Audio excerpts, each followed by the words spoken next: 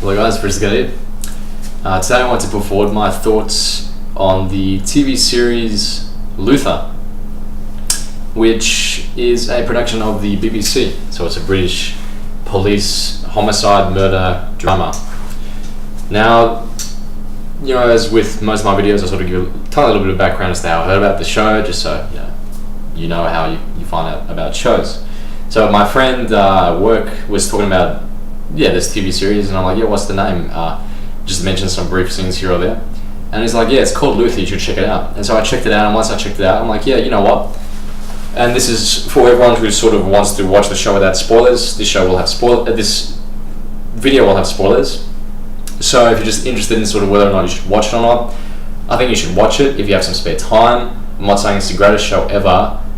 Obviously, to say anything's the greatest show ever is a massive claim. But the TV series is definitely above average, and especially in the first couple of episodes of season 1.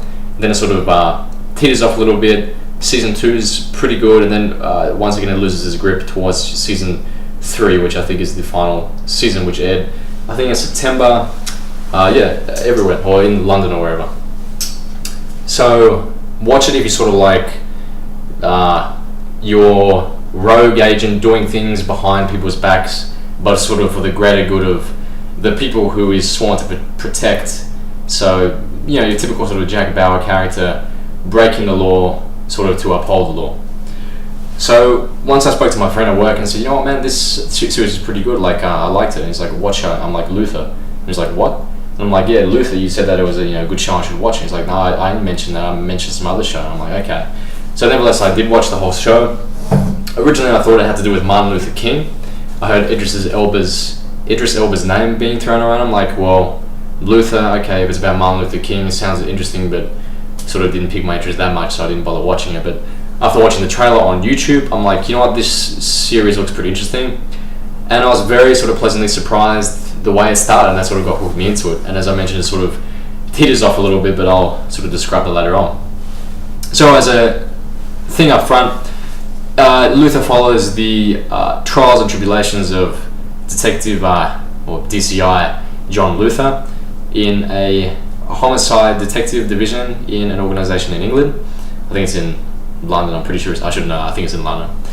And the things he does in his very sort of spur of the moment, self-destructive, angry ways, but only to protect the people he cares about and to catch these crazy monster of the week killers which are terrorizing the streets of London.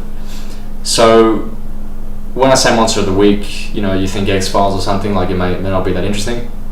But I think with the sort of pure sort of shock horror of some of these killers, they're actually really, really creepy and scary. Like this guy in season 2, I think he emulates some folklore from England called Spring-Heeled Jack, just wearing this mask and killing these people.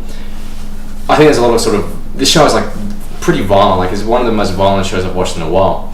And I watched some sort of other reviews saying, I couldn't even sort of get to the end of it, and I sort of understand why. There's a lot of sort of disturbing scenes, and there's sort of it doesn't really hold back. It sort of pushes it to the extreme.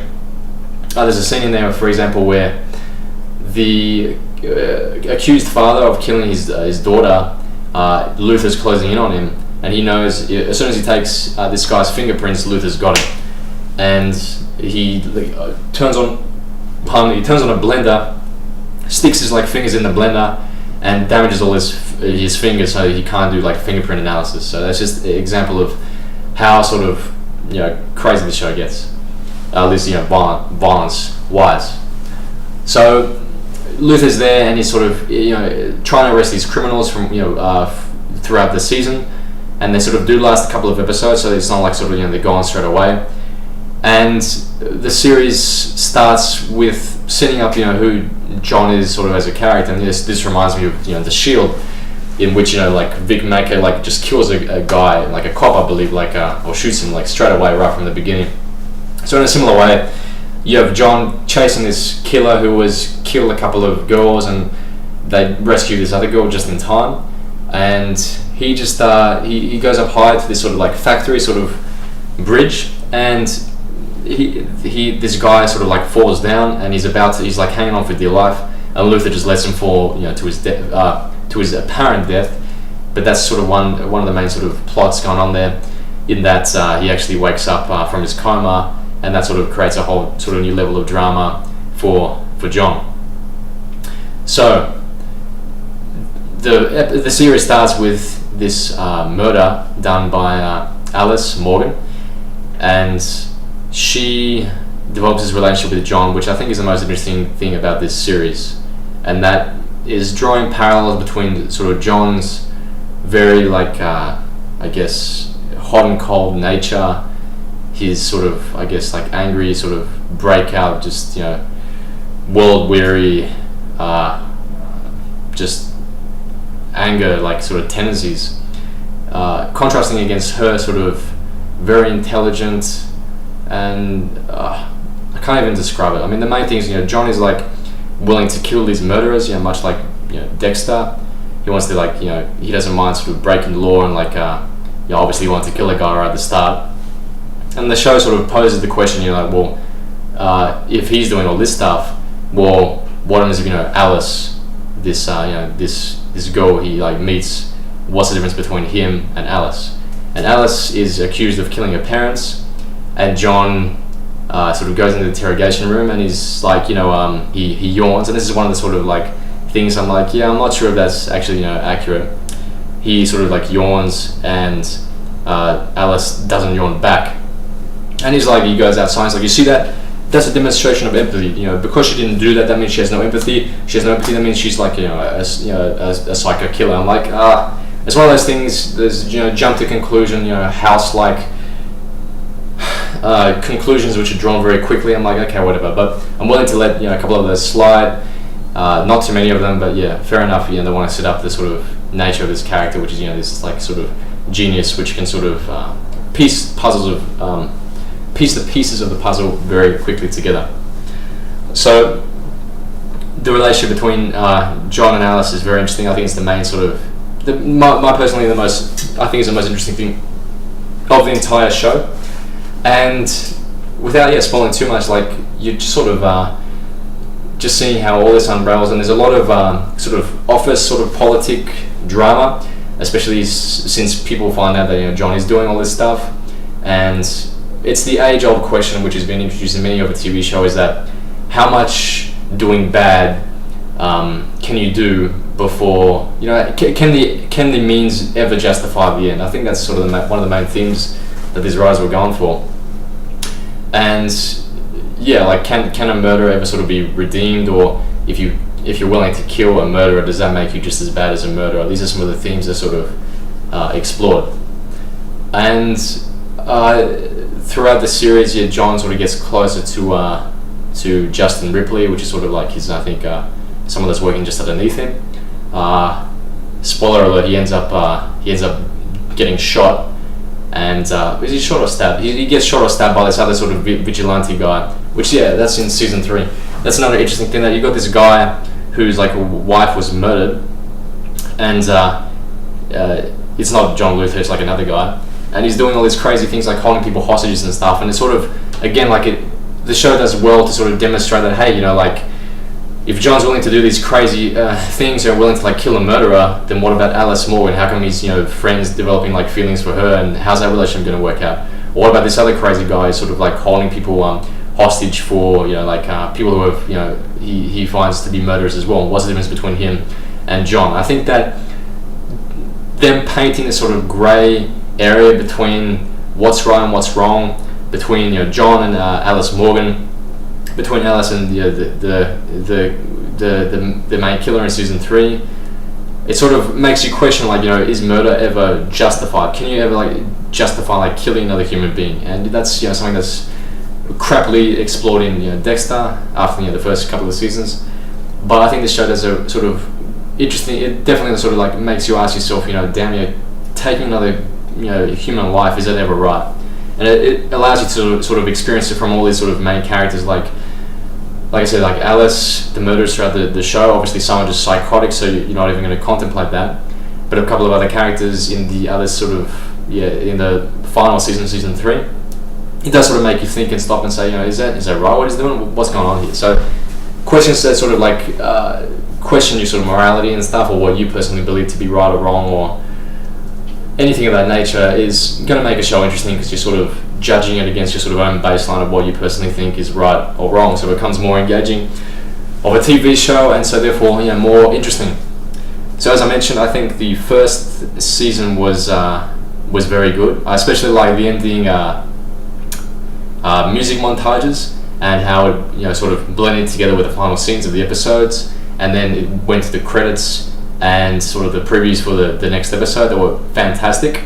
And yeah, man, like the first couple of episodes of season 1, I was like, wow, this series is pretty damn good. And I was like, if this TV show sort of maintains its quality that's sort of putting forward here in these first 3 episodes, this TV series is definitely going to be sort of up in my top 10 at least.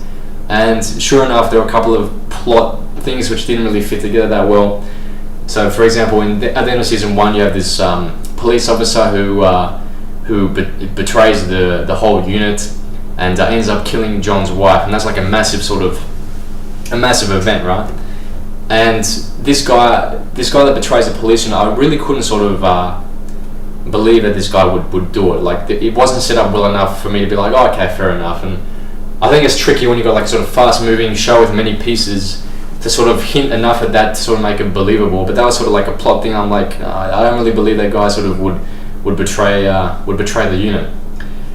Another interesting relationship between John and a female member is like John and this little girl who ends up performing like pornography for like sadists or whatever in like some rundown sort of crack house or whatever. And John ends up rescuing her. And that's sort of another relationship that sort of gets developed between him and her. That was also that wasn't too bad. I mean, I guess the thing I'm mainly thinking about is his final relationship with this lady who sort of, they had this like car little accident, and then they start seeing each other, and then she's sort of John sort of puts the test ultimately at the end of season 3, where he has to choose between sort of Alice Morgan to be sort of sacrificed, or this new sort of love interest of his. Now, throwing that new love interest in there was a bad idea, because I don't really care about her. She was obviously just thrown in there to sort of make this plot thing work. Like, who do you choose? Do you choose this killer, or do you choose this innocent woman? And there wasn't sort of enough believability. It wasn't strong enough. It's like, who cares? Wow, they met through a car accident. It didn't really sort of affect me that much. And another plot thing which I didn't like was when sort of Justin Ripley was he was going to die in like a couple of episodes, and John and him were sort of fighting a little bit, and this is like witch hunt for John Luther, where the agency really sort of comes down on him, and Justin thinks about sort of betraying John. He's like, John has to be stopped. It was a little bit like Unbelievable, where Justin actually thinks that John influenced that guy I mentioned shoving his fingers in the blender. Justin actually believed that John told that guy to shove the fingers in the blender to cover up the murder. I'm like, as if John wouldn't try and help a murderer. So I'm like, no, I don't believe that. That's bullcrap. And Justin sort of gets angry towards Luther, and then all of a sudden it's like the writer said, oh shit, we should kill Justin off. Oh, hold on a second, but for that to work, let's we should have Justin sort of not on bad terms with Luther. So let's have a scene where they quickly sort of kiss and make up. A scene quickly where sort of John says he loves him as a brother or whatever, and then kill him off, as opposed to sort of have him get killed off when he's angry at him. And that was done in a very sort of fast-stepped way, which it didn't feel natural. It felt like they sort of made up a little bit too quickly. So that to me indicates some sort of plot changing, which sort of happened quickly in the writers' room, which sort of didn't fit together very well. But yeah, we're sort of 1 minute to go. I think that overall the show is very good. I think if you've got some spare time and you don't have any other shows to watch, you should definitely watch it. I'm not saying to put it at the top of your watching list. However, if you're into like police homicide dramas, I think personally I am. I think that you will like the show quite a bit. Like I said, just be prepared for the show to sort of drop off a little bit in terms of like quality of story writing. However, the sort of shocking nature and just sheer violence of some of these murders, which are sort of depicted here in this TV show, as morbid as it sounds, sort of makes up for it. Like, I just haven't seen anything this violent in quite a while, so it sort of gives you that buzz of like, my god, this is like horrible sort of thing.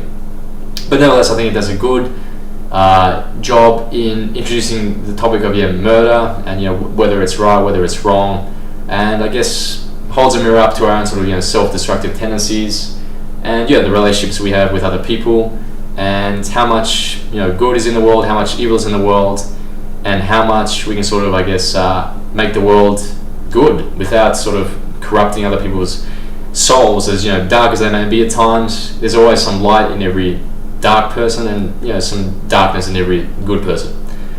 With that, I'm out of here, so I hope you watch the show. Like I said, it's not the best show, but it's definitely not the worst. Forristicat, goodbye. Cheers.